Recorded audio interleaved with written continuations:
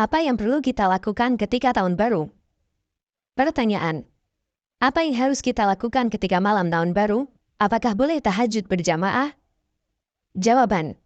Bismillah, assalatu wassalamu ala rasulillah, wa ba'du. Perayaan tahun baru termasuk hari raya non-muslim. Dengan bukti, perayaan ini memiliki latar belakang ideologi, sehingga bukan sebatas tradisi yang berkembang di masyarakat. Tetapi yang terjadi adalah hari raya non-muslim yang diikuti kaum muslimin. Dan seperti inilah dampak buruk ikut-ikutan orang kafir. Sehingga ketika perayaan itu digelar, tidak lagi bisa dibedakan mana muslim, mana kafir. Nabi SAW pernah mengingatkan, "Man tashabbaha biqaumin fahuwa minhum." Yang artinya, siapa yang meniru kebiasaan satu kaum, maka dia termasuk bagian dari kaum tersebut. Hadis riwayat Ahmad, Abu Daud, dan dihasankan Al-Albani. Setelah kita memahami bahwa perayaan ini dilarang secara syariat, lalu apa yang perlu kita lakukan ketika tahun baru? Ada dua pilihan, dan kita akan mempertimbangkan mana yang lebih memungkinkan. Pertama, dicuekin. Sikapi saja seperti tidak terjadi apa-apa. Kedua, membuat acara tandingan lainnya, seperti tahajud berjamaah di masjid, atau kajian tengah malam, atau zikir mujahadahan, dan seterusnya. Hari raya non-muslim sudah ada sejak zaman Nabi SAW. Bahkan sudah ada sejak zaman sebelumnya. Sehingga kita bisa meniru bagaimana cara beliau bersikap. Ketika Nabi SAW datang di kota Madinah, penduduk kota tersebut merayakan dua hari raya, Nairus dan Mihrajan. Beliau pernah bersabda di hadapan penduduk Madinah, "Qadimtu alaikum walakum yaumani tal'abuna fihima.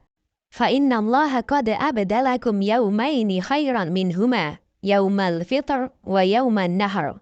Yang artinya, saya mendatangi kalian dan kalian memiliki dua hari raya yang kalian jadikan sebagai waktu untuk bermain. Padahal Allah telah menggantikan dua hari raya terbaik untuk kalian, yaitu Idul Fitri dan Idul Adha. Hadis riwayat Ahmad dan disahihkan Syuaib Al-Arnaud. Perayaan Nairus dan Mihrajan adalah hari raya orang Persia, yaitu agama Majusi. Dua hari perayaan dimeriahkan penduduk Madinah, isinya hanya bermain-main dan makan-makan.